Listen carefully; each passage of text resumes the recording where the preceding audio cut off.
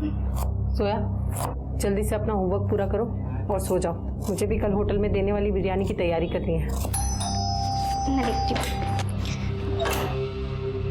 अस्सलाम वालेकुम अब्बू। वालेकुम सलाम। रख दो उधर।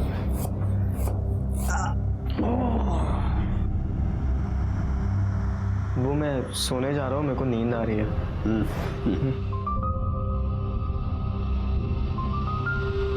ये लीजिए अब्बू।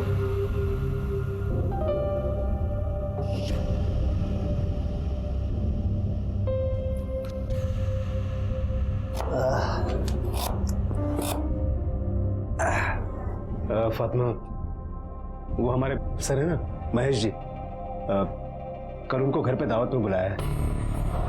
दावत? कैसी दावत? वसीम, तुम्हें पता है ना हमारा तलाक हो चुका है और अभी तक सुलह नहीं हुई, और अभी से तुमने अपने दोस्तों को यहाँ। नहीं, उम्मीद तो हो जाएगी ना। हलाला के सिलसिले में मौलाना से बात हुई है ना। 80 साल के बुजुर्ग हैं, तुम्हें ज्यादा परेशानी नहीं होगी। तो क्या करूं? इसके एवज में तुम्हारे दोस्तों को यहाँ दावत खिलाऊं? उसके लिए नहीं, हमारा बाकला बचा रहे उसके लिए। तुम महेश जी के लिए मटन बिरयानी बना लो, दारू और चखने के लिए चिकन चिल्ली मैं बाहर से मंगवा लूंगा। तो दावत भारी क्यों नहीं दे देते? घर में बच्चे होंगे। दोपहर में बच्चे कहाँ होंगे, और अगर बाहर दावत दूंगा तो लुट जाऊंगा। इसलिए सोच रहा हूँ कि घर में सब सस्ते में निपट जाए। क्या बोलती हो? ठीक है, अब जाओ, जाकर मुंह हाथ धो लो, मैं आपके लिए खाना लगाती हूँ।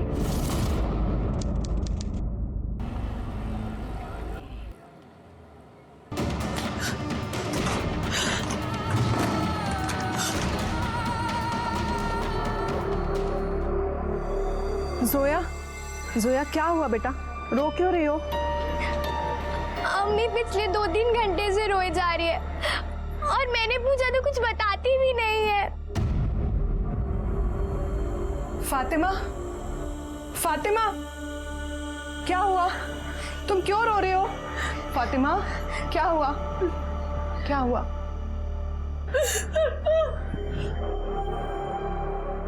जोया, तुम्हारे ट्यूशन का टाइम हो गया है ना? जाओ बेटा, अभी ट्यूशन जाओ, मैं हूं यहाँ पर, ठीक है? जाओ।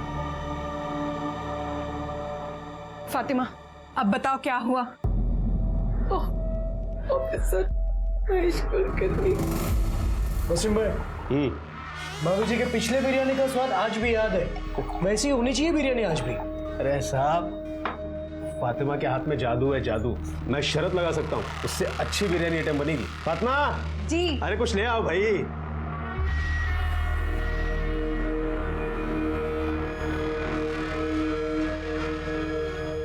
क्या वसीम भाई सब सूखा सूखा ही खिलाओगे? कुछ चिकन मिकन मंगाओ। अरे मंगाया ना सब, बस अभी आ जाएगा थोड़ी देर में। आप शुरू कीजिए।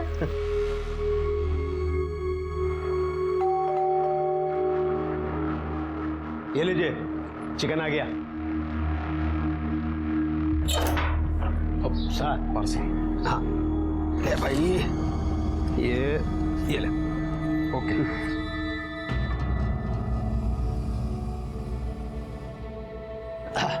साहब बस तैयार करके लेके आए।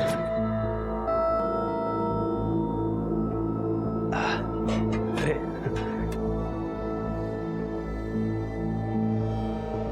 ये है ना, अरे खा लो चुपचाप, देख थोड़ी रहा कोई तरफ है। बस बस बस बस। अच्छा ठीक है, और लगेगा तो ले लेना। हा? ये लीजिए सर, ये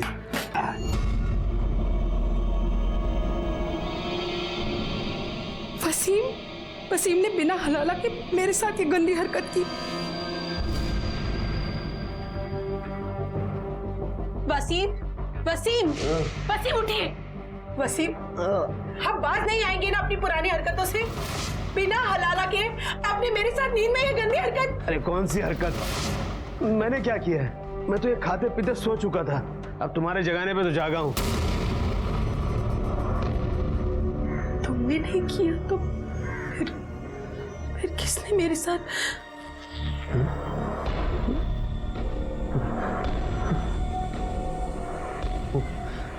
ये हरकत जरूर कभी ने महेश की होगी।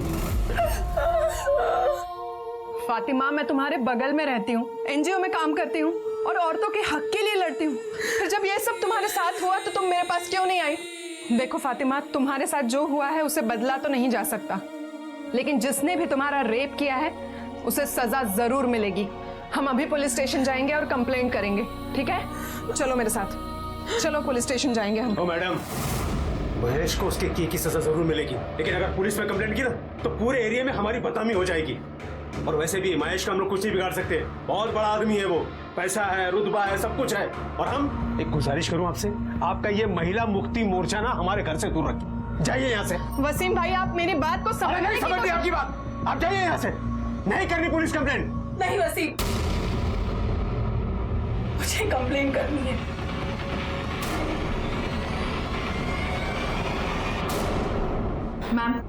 मैम, ये फातिमा है, हमारे एरिया में ही रहती है, इसके साथ रेप हुआ है।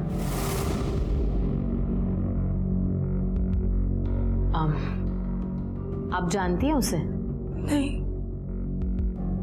मैं नींद में थी, मुझे तो होश भी नहीं था। जब नींद से उठी तो सर भारी भारी लग रहा था। कब हुआ ये और कहाँ? आज दोपहर को मेरे घर पे मेरे शौहर ने एक ऑफिसर को दावत पे बुलाया था। महेश नाम है उनका, महेश कुलकर्णी। दोपहर का खाना खाया,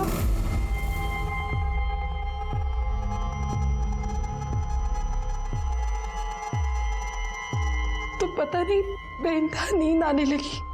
मैं जाकर भी अपने आप को जगा नहीं पा रही थी। मुझे बहुत नींद आ रही है, मैं थोड़ी देर सोने जा रही हूँ। बिरयानी रखी है अंदर, ले लीजिएगा। जाकर अपने कमरे में सो गई और जब उठी तो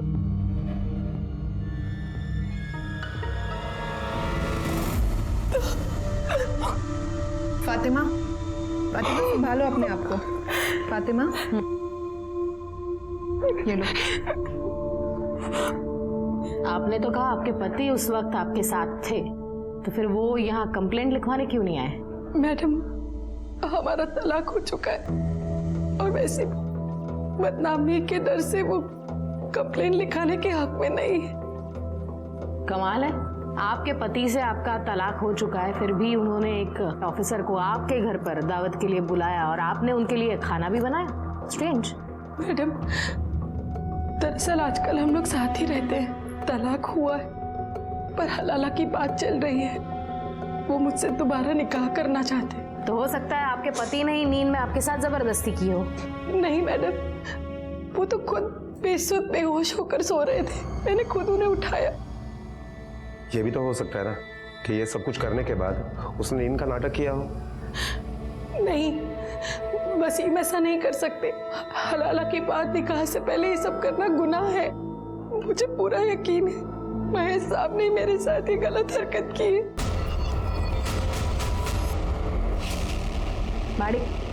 मेडिकल टेस्ट लगे हों जाए।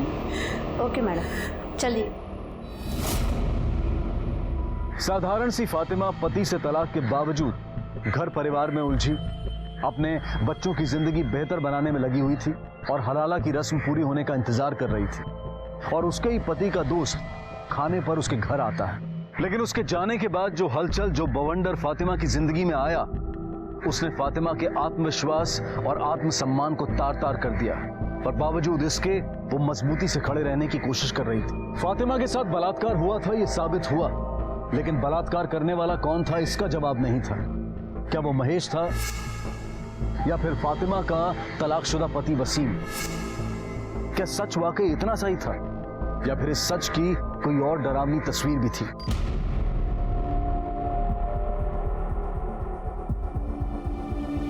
ये फातिमा का ही घर है ना? जी, अम्मी का ही है। बेटा, हम मुआवना करने आए, आप थोड़ा वहां खड़े रहना और किसी भी चीज को हाथ मत लगाना।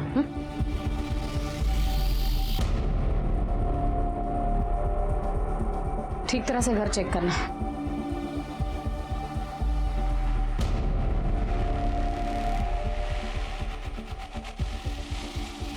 मैडम। हाँ। मैडम ये देखिए, इतनी सारी बिरयानी, ये पार्सल का डिब्बा, ये झूठी खाली, बाहर शराब की बोतलें, 2 ग्लासेस। मुझे लगता है कि फातिमा सच बोल रही है और हो सकता है कि इसी खाने में नींद की दवाई मिलाई गई हो और शायद उसी बेहोशी की नींद में महेश ने या फिर खुद वसीम ने उस पर रेप किया हो। एक काम करना, सब एविडेंस कलेक्ट करना और ग्लासेस और बॉटल फिंगरप्रिंट्स के लिए लैब में भेज देना।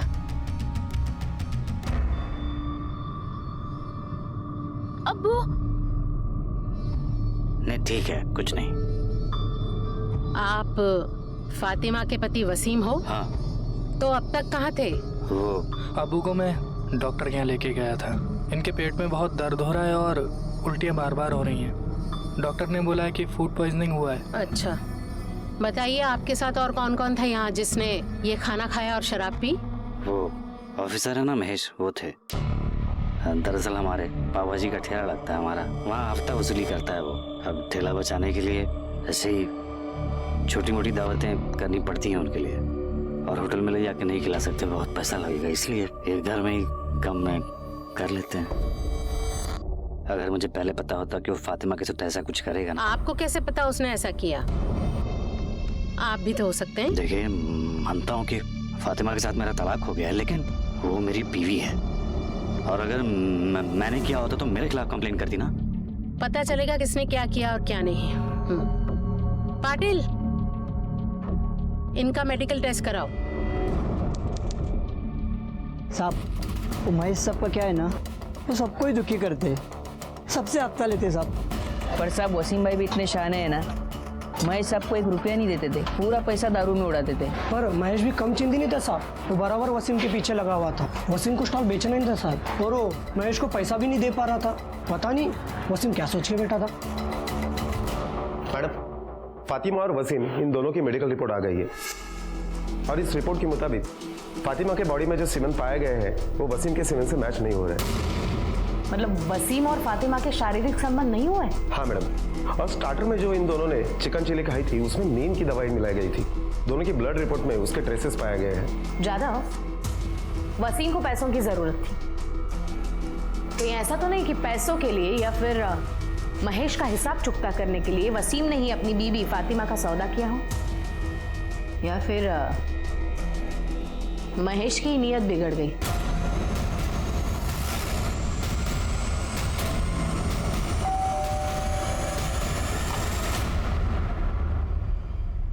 महेश है घर पे?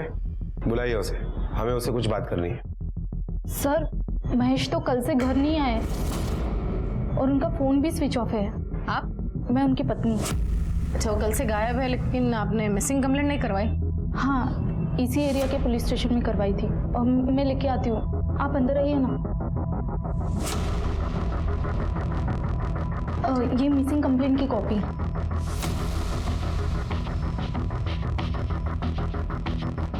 महेश का नंबर दे, और जैसे वो घर पे आता है हमें इन्फॉर्म करना।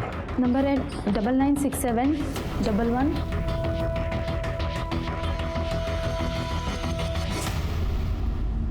महेश का नंबर ट्रेस करो और चेक करो उसकी लास्ट लोकेशन क्या थी। और वसीम ने चिकन चिली कहाँ से ऑर्डर किया था? साजिद के होटल से।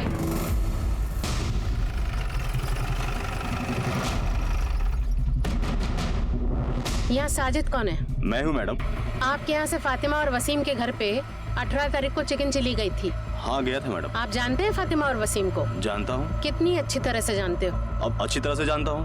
फातिमा हर रोज हमारे यहाँ 25 किलो बिरयानी बेचती थी, तो काम का वास्ता हुआ ना मैडम। तो आपको ये पता होगा कि उसके साथ रेप हुआ है? नहीं। और आपके यहाँ से जो चिकन चिली गया है उसमें नींद की दवाई मिलाई हुई थी।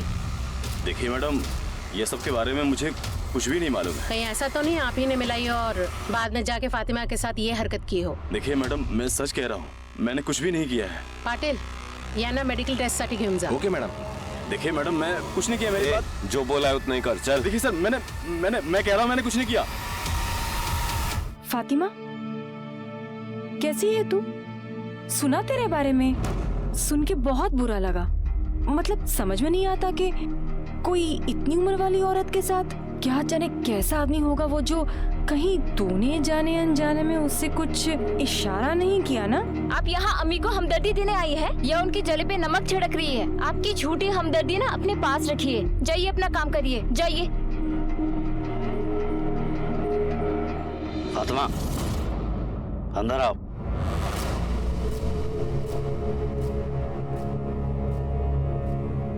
सुन लिया? मिल गया सुकून? अरे ये तो सिर्फ एक औरत थी, बाहर मोहल्ले में निकलोगी ना तो हर तरफ यही बातें हो रही हैं। अरे मैं कह रहा हूँ तुमसे कंप्लेंट वापस ले लो। उस महेश से ना तो अपनी तरफ से निपट लूंगा मैं। वसीम, बात तरीके की या बदला लेने की नहीं है, बात इंसाफ की है और उसके लिए कंप्लेन करना जरूरी था। इंसाफ क्या इतनी आसानी से मिल जाएगा तुम्हें? रोज पुलिस स्टेशन के चक्कर, कोर्ट कचहरी के चक्कर काटने पड़ेंगे ना, तब पता चलेगा तुम्हें। मैं कह रहा हूँ कंप्लेंट वापस ले लो। नहीं वसीम, मैं कंप्लेंट वापस नहीं लूंगी।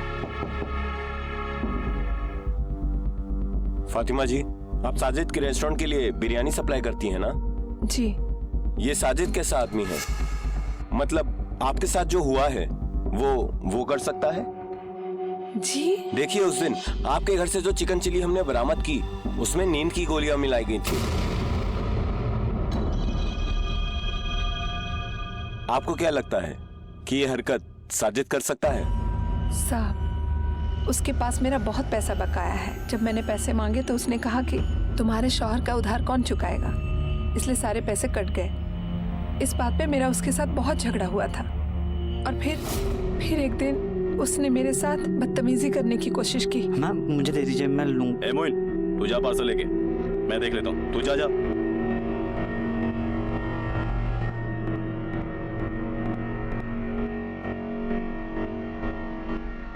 दाद देता हूँ आपकी हिम्मत का। कैसे कर लेते हैं ये सब आप अकेले? अरे वसीम जैसे शौहर पे तो लानत है, सारा बोझ आपके कंधे पे डाल दिया उसने। देखिए, मुझे आपसे बहुत हमदर्दी है। आप अपने आप को अकेला मत समझिए, मैं हूं आपका अकेलापन दूर करने के लिए। तुम्हें कभी किसी चीज की भी जरूरत पड़े मेरे पास आ जाना, ठीक है? ये पैंतरे ना किसी और पर आजमाना। मुझे जरूरत नहीं है किसी फरिश्ते की। और आज के बाद अगर ऐसी हिमाकत की तो इसी डेगची में डालकर तुम्हारी बिरयानी बना दूंगी, समझे?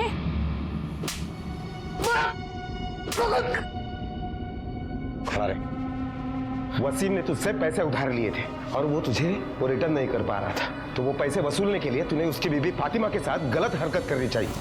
लेकिन जब उसने इनकार किया तो जबरदस्ती तूने उसके ऊपर अपनी मर्दानगी साबित की, है ना? खुदा कसम साहब, कोई माजरा नहीं था। फातिमा वो गलतफहमी हो गई थी, मेरी हमदर्दी को वो गलत समझ बैठी। उसने इतराज किया ना, उसके बाद से तो मैंने उसकी मदद करनी ही छोड़ दी। मैं सच कह रहा हूँ। तेरी हमदर्दी का लेवल तो हम लोग बाद में पता कर लेंगे। पहले बता, महेश के साथ तेरा क्या वास्ता था? महेश भाई से मेरा कोई वास्ता नहीं है। अच्छा ठीक है, बता, फातिमा के घर उस दिन चिकन चिली का पार्सल लेकर कौन गया था? पार्सल? हाँ, वो मेरा डिलीवरी बॉय है ना, मोइन। मैं पार्सल लेके गया था मैम, पर मैंने कुछ नहीं किया। पार्सल में नींद की दवाई तूने अपनी मर्जी से मिलाई थी या फिर वसीम, साजिद या महेश के कहने पर? मैंने कुछ नहीं, मैंने कोई दवाई नहीं मिलाई साहब। पाटिल, मेडिकल टेस्टसाठी घेऊन जायला। पार्सल में नींद की दवाई तूने अपनी मर्जी से मिलाई थी या फिर वसीम, साजिद या महेश के कहने पर? मैंने कुछ नहीं, मैंने कोई दवाई नहीं मिलाई साहब। पाटिल, मेडिकल टेस्टसाठी घेऊन जायला। हो मैडम। जादव, महेश का हाथ लगना बहुत जरूरी है। शायद वही बता सकता है कि खाने में नींद की दवाई किसने मिलाई। मैडम, जब हमने वसीम के स्टॉल के आसपास के लोगों से पूछताछ की तो पता चला है कि वसीम महेश के पैसे नहीं लौटा पा रहा था। इसलिए महेश ने उसे एक ऑप्शन दिया था कि वो अपने सारे स्टॉल महेश के नाम पे कर दे। हो सकता है कि इस सिचुएशन में महेश और वसीम इन दोनों ने ही मिलकर ये प्लानिंग की हो सकता है शायद महेश और वसीम में से किसी एक ने नींद की दवाई खरीदी हो। पता करना, आसपास के एरिया में जितने भी मेडिकल स्टोर्स हैं उसमें से पिछले 4-5 दिनों में किस किस ने नींद की दवाई खरीदी है। Okay madam. हाँ बोल।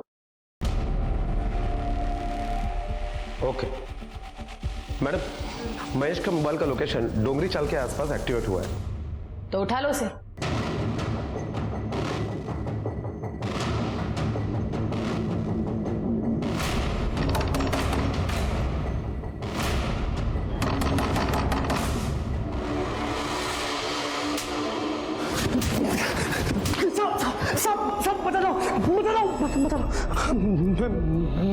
मैं मानता हूँ मैं वसीम के यहाँ खाने पे गया था, लेकिन मैंने उसकी बेबी का रेप नहीं किया।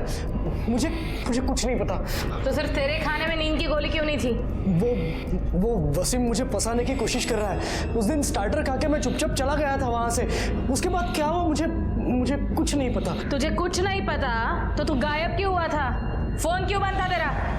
वो उस दिन में ही वसीम ने मुझे शराब पिलाई थी। 2 पेग होने के बाद ही मेरा सर दर्द करने लगा, इसलिए मैं वहां से मेरे ससुर का डोंगरी में घर है, वहां चला गया था। खाली है वो घर और उसकी एक चाबी मेरे पास है। वहीं पे था मैं, चार्जर नहीं था, फोन बंद पड़ा। दूसरे दिन मैं उठा तो मेरा फोन स्विच ऑफ था। नया चार्जर लेके फोन चार्ज किया, तब मुझे घर से ये बात पता चली कि ये सब हुआ है। इसलिए डर के मारे मैंने फोन बंद कर दिया और वही डोंगरी में छुपा रहा। मैंने कुछ नहीं किया। मार्टिन, मेडिकल टेस्ट लगे मुझे। हो मैडम, चल। मैडम, महेश के कॉल रिकॉर्ड के हिसाब से उस दिन वो वसीम के घर पे 2:30 बजे तक था और उसके बाद 5 किलोमीटर दूर वो चाली में था। वो 3 दिन तक वहीं था।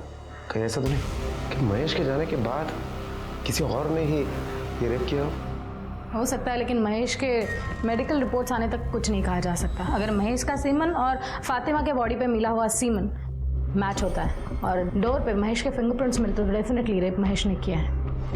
लेकिन ये सब महेश के रिपोर्ट्स आने के बाद, तब तक if and buts, get the reports. Okay ma'am.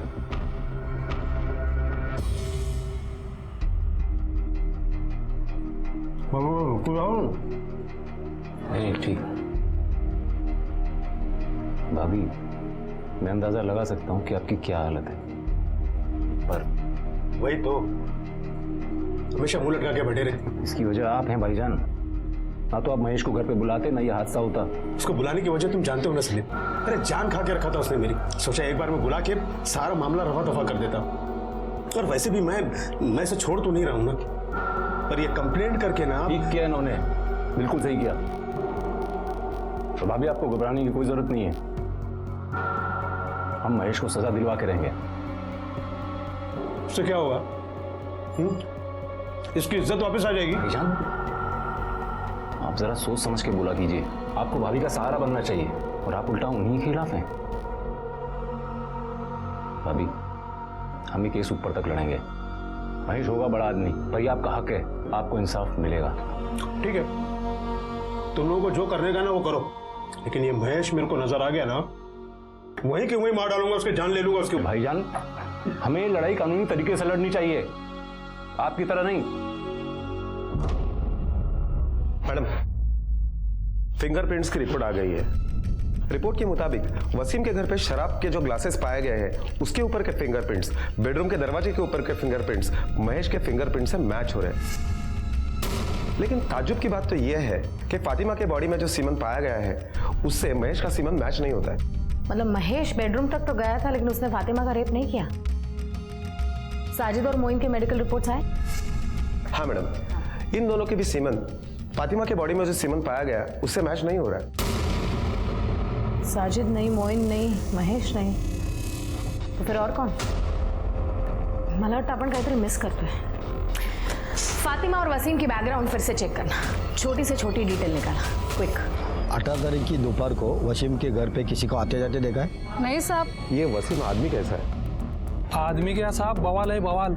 1 number का दारूबाज और जुआर आदमी है साहब। पता नहीं कितने लोगों का कर्जा सर पे लेके घूमता है। मुझे तो लगता है साहब कि उसने खुद ही अपनी बीबी का सौदा किसी के साथ किया हो। वसीम ऐसे कर सकता है? साहब, जुए की लत आदमी से कुछ भी करवा सकती है। कल मैं 1 मिनट के लिए बाहर आई थी, तब मैंने देखा था खाने का पार्सल लेके एक आदमी दरवाजे पे खड़ा था। वसीम के पास पैसे तो नहीं होते थे, फिर वो जुआ कैसे खेलता था? साहब, उसका भाई सलीम है ना, वो उसे पैसे देता है। वसीम जितना नालायक है ना, उतना उसका भाई सलीम सलीकेदार है। वो सलीम ही है, वरना वसीम अपना स्टॉल कब का बेच चुका होता। तुम्हें क्या लगता है कि जुए की लत के लिए वसीम अपने बीवी का सौदा कर सकता है? नहीं साहब, मेरा भाई दारूबाज हो, जुआरी हो, जो भी हो, लेकिन वैसी गिरी हुई हरकत कभी नहीं कर सकता। इतने दिन हो गए लेकिन पुलिस मुजरिम को नहीं पकड़ पाए।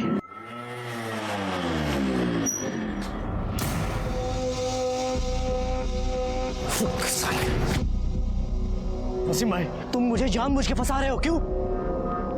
क्या बिगाड़ा है मैंने तुम्हारा? मेरी बीवी के साथ जबरदस्ती किया तूने? मैंने कुछ नहीं किया है, बल्कि तुम्हारे यूटी केस की वजह से मेरी नौकरी चली गई है। देखो, अच्छे से बोल रहा हूँ, ये केस वापस लो, नहीं तो अच्छा नहीं होगा। तुम्हें जो करना है कर लो, पर ये केस मैं हरगिज वापस नहीं लूंगी। हाँ। आज बहुत प्यार आ रहा है बीवी पे, बीवी की साइड ले रहे हो।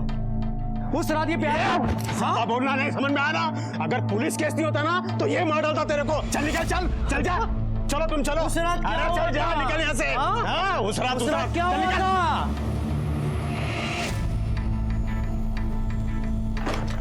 वसीम, वो किस रात के बारे में बात कर रहा था? क्या बात कर रहा था वो? तुम अब भी उसी बात पे अटकी हो? उसे उसके की सजा मिलने वाली है, इसलिए पागल हो गया है वो, कुछ भी बकवास कर रहा है। नहीं वसीम, कुछ बात तो है। कुछ दिनों पहले तक तुम हलाला करने के लिए मेरी जान के पीछे पड़े थे, और जब से यह हादसा हुआ है तब से तुम हलाला का जिक्र तक नहीं करते। तुम मुझसे निकाह करना चाहते हो ना? तुमसे निकाह कौन करेगा अभी, वो भी ये हादसा होने के बाद? क्यों? हलाला चल सकता है तो हादसा क्यों नहीं? बिल्कुल नहीं चल सकता, क्योंकि वो एक रस्म है और ये एक बदनुमा धब्बा। या अल्लाह, कितने दोगले इंसान हो तुम। मैं क्या तुम? मुझे तो लगता है ये तुम्हारी ही साजिश है। निकाह करने की बहुत जल्दी थी ना तुम्हें, इसलिए तुमने ये सारा तमाशा किया है। वसीम, मेरे बारे में ऐसी सोच रखते हो? इतनी मैं गलत हूं मैं? तुम क्या हो, कैसी हो, ये आज मुझे पता चला। बात करते। बदनामी लोगों की नजरों में सवाल फातिमा को भेद रहे थे। दूसरी तरफ वो मानो हताश होने लगी थी कि उसे इंसाफ मिलेगा भी या नहीं। तीसरा झटका वसीम का व्यवहार। वो उस घिनौने जुर्म की जिम्मेदारी उसी के सर पर डालना चाहता था। वसीम को लेकर फातिमा पहले से ही असहज थी और महेश की उस रात वाली बात उसके दिलो दिमाग में घर कर गई थी। अब उसका असहज होना आशंका में बदल गया था, लेकिन अब तक हासिल कुछ नहीं था सिवाय दर्द और बदनामी के। पुलिस पूरी कोशिश कर रही थी, कई सस्पेक्ट थे, लेकिन अभी साबित होना बाकी था कि कौन असली गुनहगार था और किसने फातिमा के साथ बलात्कार किया था। एक तो आप मुजरिम का पता नहीं लगा पा रहे हैं, ऊपर से इसे बार बार पुलिस स्टेशन बुलाकर परेशान कर रहे हैं। आखिर चल क्या रहा है? मैडम आप प्लीज शांत हो जाइए। हम हमारी तरफ से पूरी कोशिश कर रहे हैं और हमें इनसे बात करने दीजिए। फातिमा जी आप बैठ जाइए प्लीज। वसीम को जुए की लत थी और उसकी वजह से आप दोनों में झगड़े भी होते थे, क्या ये सच है? जी, जुए की वजह से सब बर्बाद कर दिया था उसने। और एक दिन तो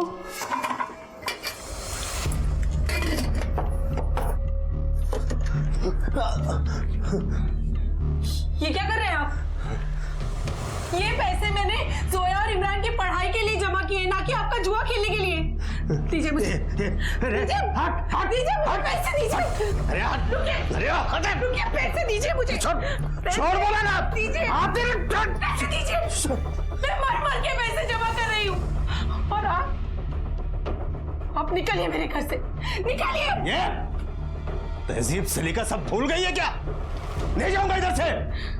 ज्यादा बकवास की ना तो उठा के। भाईजान क्या कर रहे हैं आप? अब चलिए यहाँ से। अरे आप आइए मेरे साथ, छोड़िए, चलिए। इमरान तू उनके साथ मत जा, वो तेरी जिंदगी भी अपनी तरह बर्बाद कर देंगे। इमरान, इमरान मेरी बात सुन इमरान। और उसके बाद वसीम ने मुझे तलाक दे दिया। तो वो घर वापस कैसे आया? वो फौरन वापस नहीं आया था।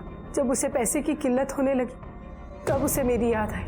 औलाद का वास्ता देकर मजबूर किया, मिन्नती की, माफी मांगी, साथ रहने की जिद करने लगा, पर मैं उस पर भी राजी नहीं हुई। और एक दिन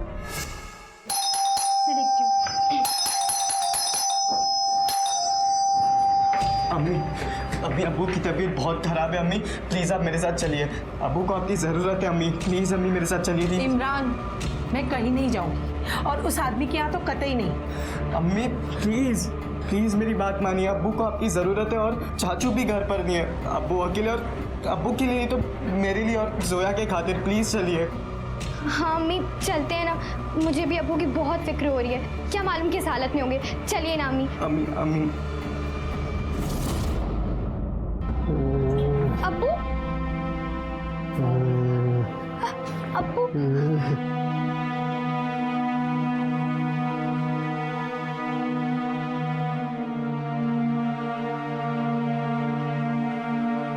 इमरान, ठंडा पानी और कपड़ा लेकर आओ।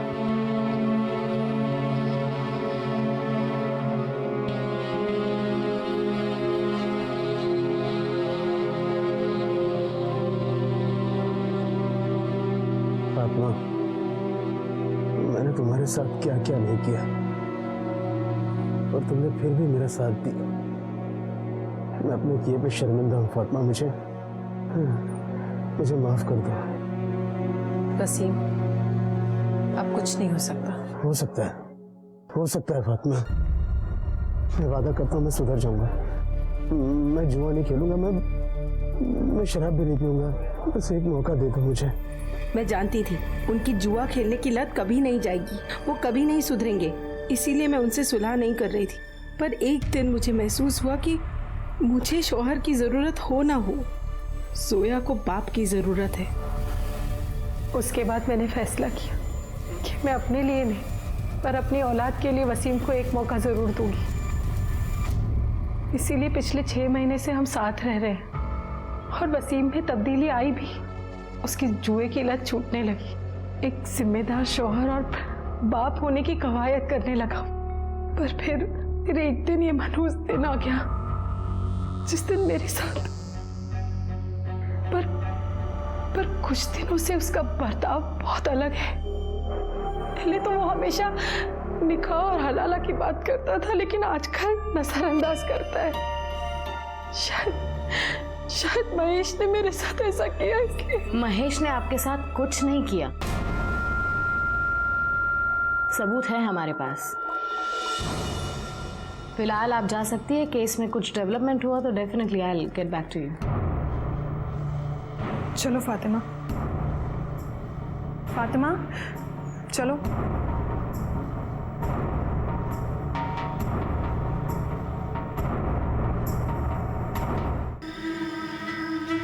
इमरान, तुम्हारे अब्बू कहाँ हैं? इमरान, मैं तुमसे कुछ। इमरान, 2 पाव देना।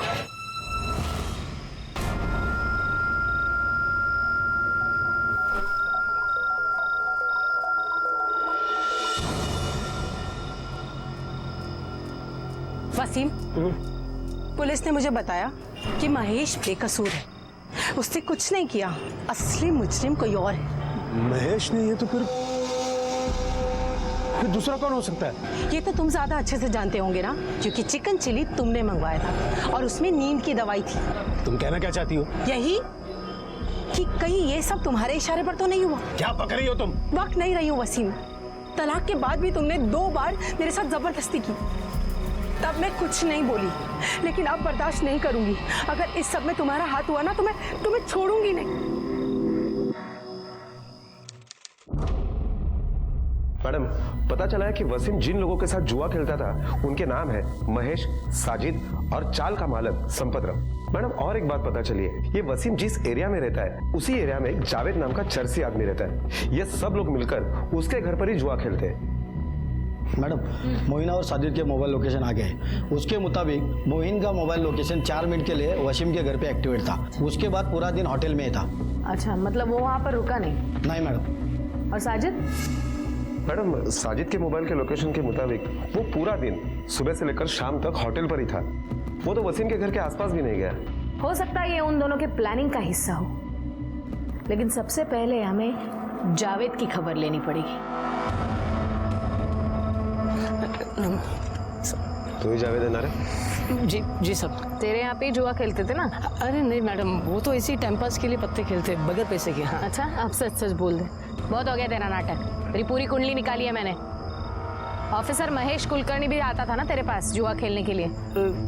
जी मैडम। उसका और फातिमा का कुछ लफड़ा था, बोला था तेरे को कुछ? फातिमा के रेप केस के बारे में कुछ जानता है? मैडम मैं खाली एक ही बात जानता हूँ, मंगता तो वो बता देता हूँ, पर मेरा नाम किधर नहीं आना मंगता।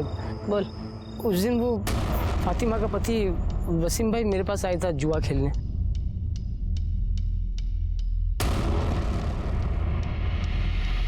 सलीम? सलीम भी जुआ खेलता है?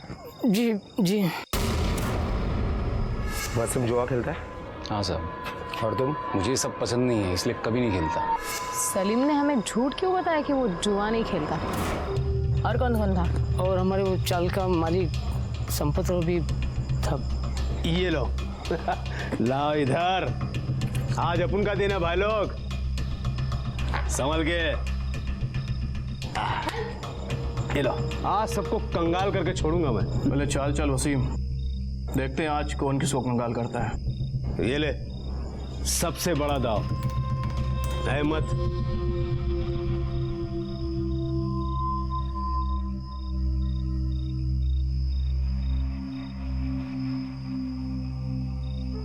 ये मेरा। क्या हुआ वसीम भाई, आज आपका दिन बहुत जल्दी खत्म हुआ? अभी नहीं, आखिरी दाव तक खेलूंगा। अबे दाव पे लगाने के लिए बचा ही क्या है जो तू खेलेगा?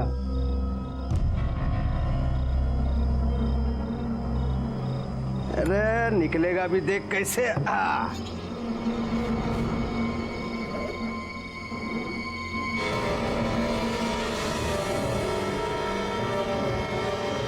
वो उस दिन वसीम भाई तैश में आकर फातिमा भाभी को दाव पे लगा दिया। अरे भाईजान आप ये क्या कर रहे हैं? ये भाभी का फोन। अरे चुप कर सलीम, अगर मैं जीता तो सारा माल मेरा, और अगर तुम में से कोई भी जीता तो मेरी बीवी के साथ एक रात। कौन जीता था? वो हमारे चाल का मालिक संपत राव।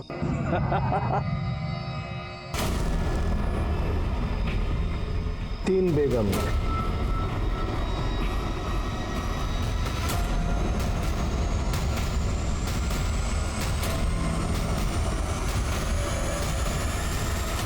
कब की बात है?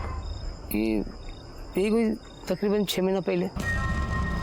ठीक है, तू जा, कुछ लगा तो वापस बुला लेंगे। जी जी। मैडम 6 महीने पहले तो ये वसीम और फातिमा साथ में भी नहीं रहते थे, और उसके बावजूद भी वसीम ने फातिमा को दाव पे लगा दिया। एक काम करो, संपत राव को बुला लो। वसीम ने जुए में फातिमा को दाव पर लगाया था और वो बाजी तू जीता था। बोल इसके बाद क्या हुआ? बक। मैंने और वसीम ने एक प्लान बनाया था। बोल, कब आऊं फातिमा के साथ रात गुजारने? संपत भाव, थोड़ा टाइम लगेगा। वो क्या है ना, पहले फातिमा का भरोसा जीतना पड़ेगा मुझे, वरना तुम्हें तो क्या, मुझे भी घुसने नहीं देगी वो। औरत को मजाक समझ कर रखा है? हाँ, मजाक समझ कर रखा है औरत को? नहीं मैडम, मतलब हमने दारू पी और दारू पी के ये सब किया। ये बलात्कार का प्लान बनाया। बलात्कार का कब बनाया? कैसे बनाया? और कितना बेवकूफ बनाएगा तू? 6 महीने हो गए जुए में जीते, घर कब बुलाएगा? एक काम कर, कल दोपहर को आ जा। पक्का? फातिमा कोई नाटक तो नहीं करेगी ना? तो मेडिकल वाला वो मेरा दोस्त है, उससे दवा लेके साजिद की दुकान पे भेज दूंगा। वो चिकन चिल्ली में मिला के घर भेज देगा, मैं उसको खिला। उसके बाद अगले दिन मैं वसीम के उधर गया था, लेकिन घर के अंदर नहीं गया। क्यों नहीं गया? क्योंकि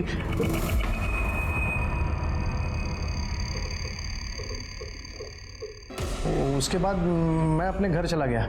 शाम को मुझे पता चला कि फातिमा का बलात्कार हुआ है। मैं डर गया, मुझे लगा मैं बेकार में फंस जाऊंगा। घबरा मत। रेप केस में तू अंदर नहीं भी गया तो औरत का सौदा करने के वाहियात हरकत के जुर्म में जरूर जाएगा।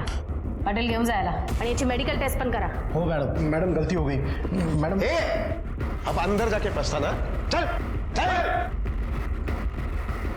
इसके कॉल रिकॉर्ड्स, मोबाइल लोकेशन सब निकालो, तो वो सलीम को उठाओ।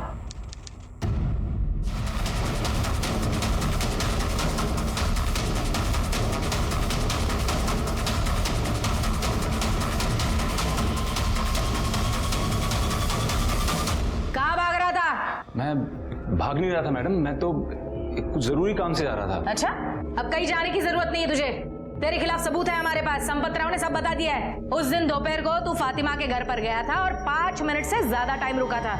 एक बार तेरे रिपोर्ट आने दे, फिर दूध का दूध पानी का पानी हो जाएगा। कहीं जाने की जरूरत नहीं पड़ेगी, सीधा अंदर बोल। सीधे से बताएगा कि फटके दो।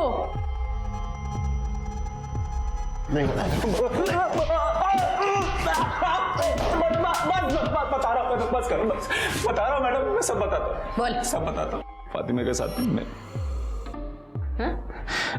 मैंने बलात्कार किया था। मैडम मेरी नीयत खराब नहीं थी, मैं फातिमा से बहुत मोहब्बत करता था, पर वो वसीम की बीवी बन गई। वसीम भाई तो उसके काबिल कभी था ही नहीं। प्लानिंग कब किया था रेप का? वो जब मैंने संपत राव और वसीम भाई की बात सुनी थी। क्या रे वसीम, और कितना बेवकूफ बनाएगा तू? हाँ, 6 महीने हो गए जुए में जीते, घर कब बुलाएगा? एक काम कर, तू कल दोपहर को आ जा। उनकी बात सुनने के बाद मेरे को लगा कि एक बारी के लिए फातिमा को हासिल कर सकता हूँ। वसीम भाई और फातिमा का तलाक होने के बाद मैंने उसके करीब जाने की कोशिश की थी, पर मैं कामयाब नहीं हुआ। जिस दिन संपत राव फातिमा के घर जाने वाला था, उस दिन मैं पहले से ही घर पे नजर गड़ाए बैठा था, और जैसे ही महेश घर से बाहर निकला तो संपत राव के आने से पहले मैं घर में घुस गया। जैसे ही मैं घर में घुसा, मैंने देखा फातिमा अपने कमरे में नशे में सोई थी। मैंने उस मौके का फायदा उठाया और उसके साथ सोया।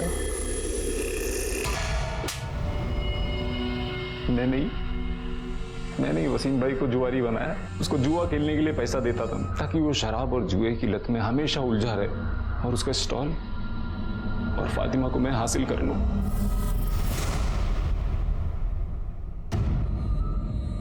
फातिमा, आपके साथ जो कुछ हुआ उसकी प्लानिंग आपके पति ने और संपत राव ने मिलकर की। आपके पति जुए में संपत राव से आपको एक रात के लिए हारे थे।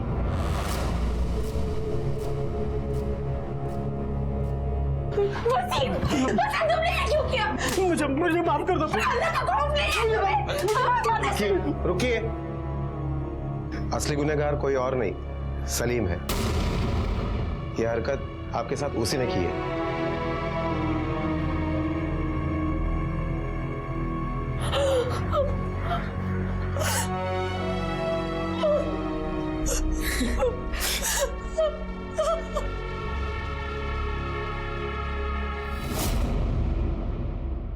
सलीम ने अपनी बुरी मंशा को मोहब्बत का नाम दिया, वो मोहब्बत जो सिर्फ शारीरिक संबंध बनाने के ख्वाब सजाती थी।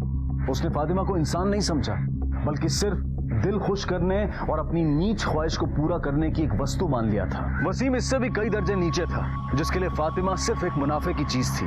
इनके अलावा संपत राव, साजिद, महेश, ये सब समाज के वही किरदार हैं जिन्हें औरत सिर्फ शरीर का सुख भोगने की एक चीज लगती है।